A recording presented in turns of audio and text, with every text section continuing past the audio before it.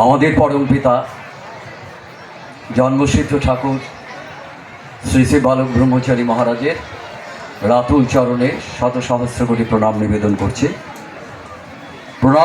করছি আমাদের বিশ্ববরেণ্য নেতাজি সুভাষচন্দ্র বসুর উদ্দেশ্যে, এবং সেই সঙ্গে আন্তরিক শ্রদ্ধা জ্ঞাপন করছি আমার এখানে যদি যারা বয়োজ্যেষ্ঠ রয়েছেন তাদের প্রতি, এবং আপামর সকলকে আমার বৈদিক অভিনন্দন রাম ও নারায়ণ রাম জানাচ্ছি। আমি বলতে চাইছিলাম না, আমি সুনীলদাকে বলছিলাম যে আপনি দু চার কথা বলুন, আমি একটি ইচ্ছে আছে একটি কবিতা আবৃত্তি করার জন্য আপনাদের কাছে একটি কবিতা পরিবেশন করব বলে ভাবছি। আর আমার কয়েকজন শুভানুধ্যায়ী তারা আমাকে বারবার বলেছে, দাদা আপনি একটি কবিতা আবৃত্তি করবেন। তবে ভাবছিলাম সেটা আগে দু চার কথা বলেই আমি কবিতাটাতে ফিরে যাব। যাই হোক, দু চারটে কথাই বলে নিই। আপনাদের সকলকে আমি অবগত করাই, আমি এসেছি অর্থাৎ থাকি হচ্ছে আসামে, অর্থাৎ জুবিনের দেশে। আপনারা তো নিশ্চয়ই জানেন, ইদানিং শুনেছেন জুবিন গার্গ সম্পর্কে, সঙ্গীত শিল্পী একজন, যিনি নিজেকে পরিচয় দেন কোনো ধর্ম জাতি ভেদ আমার মধ্যে নেই। তিনি বলেন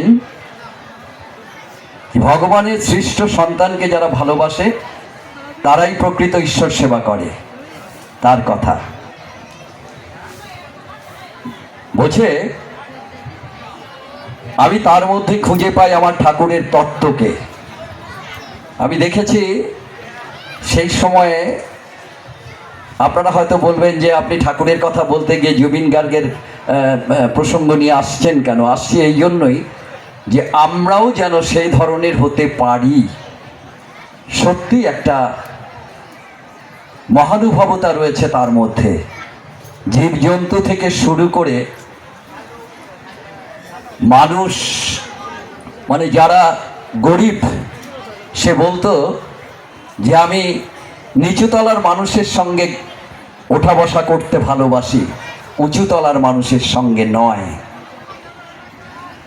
সে বলতো আমি ওই টলিউড বলিউড আমার ভালো লাগে না, আমার পাহাড়ের দেশ এই আসাম আমাকে টানে বেশি। সত্যি তাই, আমাদেরও সেরকম হওয়া উচিত। এবং পরমপিতা আমাদেরকে সেই শিক্ষাই দিয়েছেন, পরমপিতা আমাদেরকে সেই শিক্ষায় শিক্ষিত করেছেন। সমস্ত মানুষের প্রতি ভালোবাসা, সবাইকে এক করে দেখা, সমস্ত জীবজন্তুর প্রতি ভালোবাসা দেখানো, এটাই আমাদের প্রকৃত ধর্মাচরণ বলেই আমরা মনে করি। আমরা কাউকে ছোট বড় করে দেখি না। ঠাকুর বলেছেন আমরা সবাই সমান, তাই তিনি সন্তান দল তৈরি করেছেন। বলেছেন সন্তান দল শুধুমাত্র এখানকার গোষ্ঠীবদ্ধ কোনো দল নয়, সন্তান দল পৃথিবীর সমস্ত সন্তানকে নিয়েই এই সন্তান দল, সন্তান পরিবার, একান্নবর্তী বিশ্ব পরিবার। সেখানে হিন্দু মুসলিম খ্রিস্টান নেই। ঠাকুর নিজের পরিচয় সম্পর্কে বলেন, আমি হিন্দু নই, মুসলমান নই, খ্রিস্টান নই, আমি পৃথিবীর সন্তান, আমার ধর্ম জীব ধর্ম। ভাবুন তো কত বড় কথা, জীব ধর্ম। বলছে প্রকৃতির দিকে তাকাও, সূর্য চন্দ্র, সূর্য, মাটি, জল, বাতাস, ফাঁকা, সবাই কি করছে? সবাই যার যার কাজ করে যাচ্ছে। কর্মী, কর্মী কাদের বলে? ঠাকুর বালক ব্রহ্মচারী মহারাজ বলেছেন আমার জন্মদিনকে তোমরা কর্মী দিবস হিসেবে পালন করবে। ওই কর্মীরা যেরকম করে সেবা করে সবার, কাদের সেবা করছে? আমাদেরকে খাইয়ে পরিয়ে বাঁচিয়ে রেখেছে। জল না হলে বাঁচতাম না, মাটি না হলে ফসল হতো না, বাতাস না হলে আমাদের প্রাণবায়ু বেরিয়ে যেত। তেমনিভাবে সমস্ত কিছু দিয়ে, সমস্ত এই দিয়ে আমাদেরকে বাঁচিয়ে রেখেছে। তাই তারাই হচ্ছে প্রকৃত কর্মী। তাই তাদের মতো হও, তাদের দিকে তাকাও, তাদের মধ্যে কোনো ভেদাভেদ নেই, অথচ আমরা প্রকৃতির সন্তান হয়ে এই প্রকৃতির মধ্যে জন্মগ্রহণ করে সেই প্রকৃতির কথাই ভুলে গেছি। আমরা বাদাবাদি, মারামারি, কাটাকাটি, দলাদলি আমাদের মধ্যে ভীষণভাবে মাথাচাড়া দিয়ে উঠেছে এবং উঠছে। তাই এই সবের মধ্য দিয়ে আমাদের মধ্যে একটা বিসংবাদ তৈরি হয়েছে। তাই আমাদের সেই পরাধীন ভারতবর্ষটা, আমরা বলি স্বাধীন স্বাধীন, সত্যি কি আমরা স্বাধীন? আমি ঠাকুর বালক ব্রহ্মচারী মহারাজ বলেছেন, স্বাধীনতার আস্বাদ আমরা ঠিক বুঝতে পারছি না। তাই 1947 সালে 15ই আগস্ট যখন দেশ ভাগ হলো, দুটো ভাগে বিভক্ত হলো, হিন্দু মুসলমান দুটো ভাগে ভাগ করে দেয়া হলো। আমাদের মধ্যে মারামারি কাটাকাটির লড়াইটা স্থায়ীভাবে জিয়ে রাখা হলো। এই করে করে এরা নিজেদের আখের গোছাচ্ছে। তাই ঠাকুর বালক ব্রহ্মচারী মহারাজ বলছেন, তোমরা উপর তলায় বসে, 10 তলায় বসে তোমরা সুখে শান্তিতে দিন কাটাবে, বিলাস ব্যসনে দিন কাটাবে। আমার সন্তানেরা মাটিতে পড়ে গড়াগড়ি খাবে, হাহাকার করবে, আমি তা হতে দেব না। ওই 10 তলায় গাছতলা এক করে দেব। কি করে করতে হয় তোমরা দেখবে আগামী দিনে। এই আসছে জলোচ্ছ্বাস, অগ্নুৎপাত, প্লেন অ্যাক্সিডেন্ট, ট্রেন অ্যাক্সিডেন্ট একের পর এক ঘটে চলেছে। পরমপিতার যে কথা, পরমপিতা যেগুলো বলে গেছেন, সেই সমস্ত জিনিসই সত্যে পরিণত হতে চলেছে। একে পরিহার করার ক্ষমতা কারো নেই। তাই সেই পরমপিতার সন্তান হয়ে আমরা যেন সেই সমস্ত কিছুকে সঠিকভাবে জানতে পারি, বুঝতে পারি, সেইভাবে চলতে পারি। পরমপিতা বলেছেন, প্রকৃতি হচ্ছে সাম্যবাদের শিক্ষক, তোমরা প্রকৃতির দিকে তাকাও। সত্যিই তো, প্রকৃতি আমাদের সমানভাবে চলতে বলেছে, সবার সঙ্গে সমান আচরণ করতে বলেছে, সবার সঙ্গে সঠিকতায় ন্যায়ের পথে চলতে বলেছে। কিন্তু আমরা তার বিপরীতমুখী, আমরা তার বিপরীত পথে চলছি। এবং বিপরীত পথে চলছি বলেই আমাদের আজকের এই হাহাকার, অনাচার, ব্যভিচার, অত্যাচার, মা বোনেদের ইজ্জত নষ্ট, এই সমস্ত কিছু চলছে দিনের পর দিন, মাসের পর মাস, বছরের পর বছর। ওই যে একজন বক্তা কিছুক্ষণ আগে বলে গেলেন যে আমাদেরকে ঘুম পাড়িয়ে রাখা হয়েছে। এই যে বলতে গেলে আপনি আমি, আমাদেরকে কাঠগড়ায় দাঁড় করিয়ে দেবে। কিভাবে? আমি প্রশ্ন করি, অনেককে বলি যে এই যে মদ, গাঁজা, চরস, ভাং, অমুক মদের ভাটি খোলা হচ্ছে, বিভিন্ন জায়গায় মদ খেয়ে, মদ হলে আমাদের তার থেকে টাকা আসে বেশি, আমাদের আয় হয়, মুনাফা হয়। তাই এই সমস্ত কিছুর মধ্য দিয়ে আমাদেরকে ঘুম পাড়িয়ে রাখা হয়েছে। আফিংয়ের নেশা, এই আফিংয়ের নেশা আমাদের খাইয়ে খাইয়ে ঘুম পাড়িয়ে রাখা হয়েছে। অর্থাৎ আমরা যা করব, অত্যাচার করি, অনাচার করি, তার বিরুদ্ধে প্রতিবাদমুখী হতে পারবে না। না হওয়ার জন্য তোমরা ওর মধ্যে থেকে ওগুলো খেয়ে খেয়ে বুঁদ হয়ে থাকো।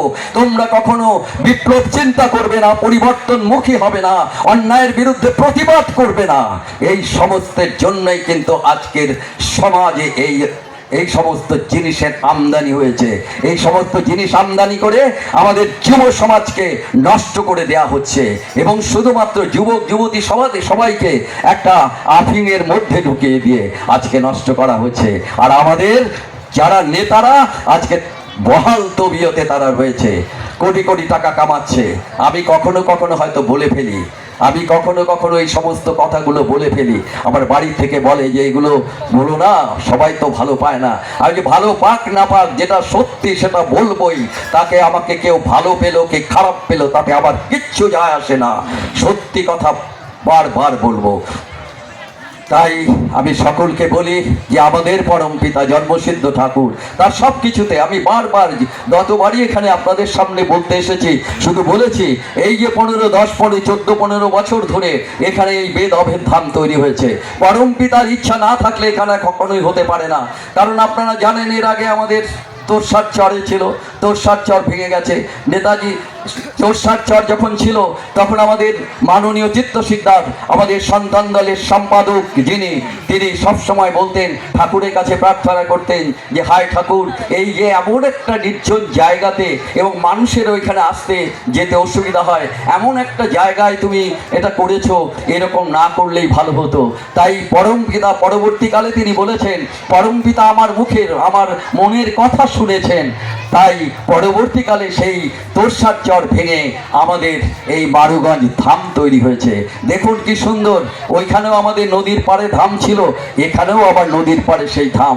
একই রকম প্রকৃতির সেই পার্শ্ববর্তী জায়গায় আমাদের সেই ধামটা গড়ে উঠেছে। আমাদের ভাই বোনেরা এখানে নাম করছে। ভাবা যায় নাকি 14টা বছর এইভাবে দিনের পর দিন আমাদের ভাই বোনেরা যারা কষ্ট করে, তারা আমাদের নমস্য, তারা যেভাবে কষ্ট করে এইভাবে ধাম দিনের পর দিন নাম করছে। পরমপিতা বলেছে শতবর্ষের নাম হবে, তাই আমার মনে হচ্ছে এটাও ঠিক সেই শতবর্ষের দিকে এগিয়ে যাচ্ছে এবং পরমপিতা না আসা পর্যন্ত এখানে নাম চলবে। এবং আমি সকলের কাছে এই আজকের এই দিনে, আজকের এই শুভ দিনে সকলের কাছে দাঁড়িয়ে এই প্রার্থনাই করব যে ভাই বোনেরা, আপনারা সমস্ত দ্বিধা দ্বন্দ্ব ভুলে শুভ বুদ্ধি নিয়ে, সুন্দর মন নিয়ে আপনারা সকলে এখানে আসুন। আমাদের এই ধামে এসে আপনারা নাম করুন। পরমপিতার সেই দিনটাকে, পরমপিতার সেই স্বপ্নকে আমরা যাতে বাস্তবায়িত করতে পারি, তার যোগ্য সন্তান রূপে নিজেদের পরিচয় দিতে পারি, এই আবেদনটুকু আজকে আপনাদের কাছে রাখবো। আর বলবো যে আপনারা যদি কেউ আবাসিক হয়ে এখানে থাকতে চান, নির্দ্বিধায় আমাদের এখানে থাকতে পারেন। এখানে ঠাকুরের আশীর্বাদে এবং আমাদের প্রত্যেকের সহচর্যায়, সহযোগিতায়, সমস্ত মানুষের সহযোগিতায় আমাদের ভাই বোনেরা ঠাকুরের আশীর্বাদে বেশ ভালোভাবে আছে বলেই আমি মনে করি। যে যাই বলুক না কেন, অনেকে তো অনেক রকমভাবে বলবে, বিভিন্ন রকমভাবে, আমরা ওসবে কান দেব না। আমরা শুধুমাত্র ঠাকুরের সেই দিনটাকে, সেই দিনটা যাতে কীভাবে ত্বরান্বিত হয় সেই দিকটার দিকে তাকিয়ে আমরা আমাদের কাজ করে যাব, আমাদের নাম করে যাব। সবাই সম্মিলিতভাবে, সবাই একতার ভিত্তিতে এক পরমপিতার সন্তান হয়ে আমরা এইখানে নাম করে যাব অহরহ। আর সবাইকে অনুরোধ করব যে ভাই বোনেরা, আপনারা মাঝে মাঝে আসবেন, এখানে নাম করবেন, সেই দল নিয়ে হোক, এমনি হোক, সকলে আসবেন, নাম করবেন, থাকবেন, এখানে প্রসাদ গ্রহণ করবেন। এটাই আপনাদের কাছে আমাদের ঐকান্তিক প্রার্থনা। সমস্ত ভাই, এই ধাম আপনাদের সবার, আপনার সবার ধাম। এটা কোনো ব্যক্তিগত সম্পত্তি নয়, এটা কারো অমুক দাদা আবার তমুক দাদা নয়। অনেকে অনেক কথা বলবে, হয়তো অনেকে অনেক রকম ভাবে আপনাদেরকে বলবে, এখন বিভিন্ন রকম ভাবে চলছে। আমি কোনো সমালোচনা বা কারোর নিন্দা চর্চায় যাচ্ছি না, আমি শুধুমাত্র বলতে যাচ্ছি সবার মধ্যে যেন শুভ বুদ্ধি উদয় হয়, সবাই যেন সে সুন্দর মানসিকতা নিয়ে, সুন্দর নিয়ে যেন এখানে আসেন এবং থাকেন। আমাদের কোনো আপত্তি নেই। সমস্ত ভাই বোন আমরা যাতে মিলে একত্রিত থেকে এই ধামটাকে সুচারুরূপে পরিচালনা করতে পারি, এই আবেদনটুকু আজকের দিনে আমি আপনাদের কাছে রাখব। আর আমি যে কথা বলছিলাম যে আপনারা সকলেই সেই জোট বেঁধে, ঠাকুর বলেছেন যে আমরা সেই পরমপিতার সন্তান হয়ে আমরা যেন সেই কাজটুকু করতে পারি। আসছে আগামী দিনে একটা বিরাট একটা ধ্বংসযজ্ঞ আসছে, ভাবতে পারছি না। বিভিন্ন জনের ভবিষ্যৎবাণী আপনারা দেখে থাকবেন, সেটুকু দেখে পরমপিতা অবশ্য যদিও বলেছেন যে পরমপিতার ভবিষ্যৎবাণীর সঙ্গে কারো ভবিষ্যৎবাণী মিলবে না। পরমপিতা যেটা বলবেন এবং বলেছেন সেটাই একমাত্র সত্যি পরিণত হবে, অন্য কারোর সঙ্গে মিলবে না। তথাপিও আমরা, ঠাকুর বলেছেন তোরা অবস্থা স্টাডি করে যাবি, স্টাডি করে চলবি এবং সেই দিনের অপেক্ষায় থাকবি। সেই দিনের অপেক্ষায় থেকে নিজেরা মনে মনে চর্চা করবি আর অহরহই রাম জপ করবি। এই করলেই আজকে আমরা সঠিকভাবে বাঁচতে পারবো। আগামী দিনে যে ঝড় আসছে, আপনারা নিশ্চয়ই বিশ্ব পরিস্থিতি দেখছেন কীরকমভাবে ঠাকুর যে কথাটা বলেছেন, তৃতীয় বিশ্বযুদ্ধ বাঁধবে, চীন ভারত রাশিয়া একত্র হবে এবং আমেরিকা, তার যে কি অবস্থা হবে ভেবেও পাওয়া যায় না। ইদানিং দেখছি, মোবাইলে দেখছি যে আমেরিকার অবস্থা খুবই খারাপ, আর্থিক অবস্থা বড় তলানিতে ঠেকছে। ঠাকুর বলেছেন আমেরিকার এমন অবস্থা করব যে তোমার বিরাট দম্ভ, তুমি প্লেনে প্লেনে আকাশ ছেড়ে দিতে পারো, টাকা দিয়ে দুনিয়া কিনতে পারো, তোমার এমন অবস্থা করে দেব যে তোমাকে আইচা নিয়ে অর্থাৎ মালাই নিয়ে সমস্ত বিশ্বের দ্বারে দ্বারে ভিক্ষা করতে হবে। সেই দিন আসছে, আমরা সেই দিনের ছবিটা যেন দেখতে পাচ্ছি আগাম। তাই পরম পিতার সব কথাগুলো সত্যি হতেই হবে, কারণ এমন একজন মহান এসেছেন যিনি সমস্ত পৃথিবীর কল্যাণকে পাল্টে একটা সুস্থ সুন্দর সমাজ গড়ার প্রতিশ্রুতি দিয়েছেন এবং পৃথিবীকে স্বর্গে পরিণত করবার কথা বলেছেন। তাই আপনাদের কাছে আমি সেই দিনের অপেক্ষায় থেকে এই মহানাম পরিবেশন করবার জন্য আমি সবার কাছে প্রার্থনা করব। শুধুমাত্র এখানে নয়, ঘরে বাইরে যেখানেই হোক না কেন সমস্ত জায়গায় এই আমরা যেন নাম ছড়াতে পারি, যেভাবে হোক না কেন, গাড়ি প্রচারের মাধ্যমে, এমনি প্রচারের মাধ্যমে, বিভিন্নভাবে আমাদের এই নাম প্রচারটাই আসল উদ্দেশ্য হবে। নাম প্রচারের মধ্য দিয়ে ঠাকুর বলেছেন এই নাম তুমি যেখানে করছো সমস্ত জায়গায় চলে যাচ্ছে, বিশ্বের সর্বত্র ছড়িয়ে পড়ছে, হাজার হাজার মাইল দূরে ইথার তরঙ্গে ভেসে ভেসে সমস্ত জায়গায় নাম ছড়িয়ে যাচ্ছে। এবং এই নামটা তিনি কেন দিয়েছেন? যে আমাদের ভেতরে আজকে যে সমস্ত কলুষতা, লোভ, লালসা, স্বার্থপরতা যা কিছু আমাদের ভেতরে পুঞ্জীভূত হয়ে আছে, এই সবের জন্য আমরা আজকে একত্রিত হতে পারছি না। আমরা আজকে নিজেদেরকে সত্যিকারের সেই ন্যায়ের পথে যেতে পারছি না, অন্যায় দেখে দূরে সরে যাই। আজকে সমস্ত জায়গায় সেরকম অবস্থা। তাই আমাদের মধ্যে লোভ, লালসা, স্বার্থপরতা, হিংসা সমস্ত কিছু রয়েছে বলেই আমরা পারছি না। তাই পরমপিতা ঠাকুর বালক ব্রহ্মচারী মহারাজ বলেছেন এই নামের যে কি বিরাট শক্তি, বলছে বিশ্বের সর্বশ্রেষ্ঠ অমোঘ অস্ত্র শক্তিশালী হাতিয়ার সেই তোমাদের হাতে তুলে দিলাম, তোমরা এর মর্যাদা রক্ষা করবে। হাটে মাঠে ঘাটে পথে প্রান্তরে সমস্ত জায়গায় নামের ধ্বনি প্রচার করবে। এই নাম তুমি যতই করবে, এই নামের যে ভাইব্রেশন সেটা সমস্ত ইথার তরঙ্গে ভেসে হাজার হাজার মাইল দূরে চলে গিয়ে সমস্ত মানুষের যারা এখনো পর্যন্ত আসতে পারেনি, ঠাকুরের সন্তান হয়ে আসতে পারেনি, ঠাকুরের কাছে দীক্ষা পায়নি, সমস্ত জায়গায় চলে গিয়ে প্রত্যেকটা মানুষের ভেতরটাকে রিফাইন করবে। আমাদের ভেতরের যে গলদগুলো রয়েছে সেই পুঞ্জীভূত গলদগুলো সমস্ত মানে ভেতর থেকে বেরিয়ে গিয়ে প্রত্যেকটা মানুষ দেবত্ব প্রাপ্ত হবে, সকলের মধ্যেই সেই দেবত্বের শক্তি জাগবে। তাই বলছে শিব, বলছে 33 কোটি দেবতাকে আমি নামিয়ে নিয়ে এসেছি। তোমরা যে বলো দেবতার কথা বলো, সেই 33 কোটি দেবতাকে আমি এখানে নামিয়ে এসেছি। তারা তোমাদের মধ্যে রয়েছে। কেউ মোট বইছে, কেউ ঠেলা চালাচ্ছে, কেউ জমিতে চাষ করছে, বিভিন্নভাবে শ্রম দান করছে, শ্রমিকের কাজ করছে। এই সমস্ত মানুষগুলো এদের মধ্যেই সেই দেবতা ওই আকাশ থেকে পড়ে না, দেবতা এখানেই হয়। তাই প্রত্যেকটা মানুষ তার নিজের কর্মের ভিত্তিতে দেবত্ব প্রাপ্ত হয়, কর্মের ভিত্তিতে মানুষই দেবতা হয়, দেবতা আকাশ থেকে পড়ে না।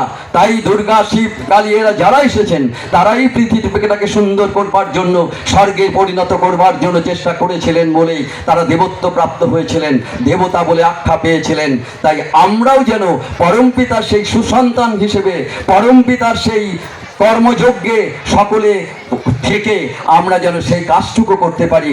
ভাইয়ে ভাইয়ে যেন আমরা নিজেরা নিজেদের মধ্যে দলাদলি ভেদাভেদ না করি। মানুষের আজকের যে রাজনৈতিক দলগুলো যা করছে সেরকম যেন আমরা না করি। আমরা যেন সঠিকতায় থেকে পরমপিতার কাজটুকু করে নিতে পারি, করে যেতে পারি, আমরা নিজেদেরকে তৈরি করতে পারি। এই আবেদন রেখে সকলকে আমার বৈদিক অভিনন্দন, রামনায় রাম জানিয়ে আজকের মতো এইটুকু বলেই শেষ করছি। রামনায় রাম, রামনায় রাম, রামনায় রাম। সকলে ভালো থাকবেন, সুস্থ থাকবেন, সকলের মঙ্গল হোক। এই আজকের এই শুভ দিনে পরমপিতার চরণে সকলের জন্য প্রার্থনা জানাই। আমি প্রতিদিন সকালবেলা উঠে সকলের ঠাকুরের কাছে এই প্রার্থনাটুকুই জানাই যে হে পরমপিতা, তুমি শুধু আমাদেরই নয় সমস্ত মানুষের মঙ্গল করো। সমস্ত মানুষের মঙ্গল হলেই আমরা সকলে সুন্দরভাবে বেঁচে থাকতে পারবো, তোমার সঠিক সন্তান বলে নিজেদেরকে পরিচয় দিতে পারবো। এই বলে এখানে শেষ করছি। রামনায় রাম, রামনায় রাম, রামনায় রাম। এবারে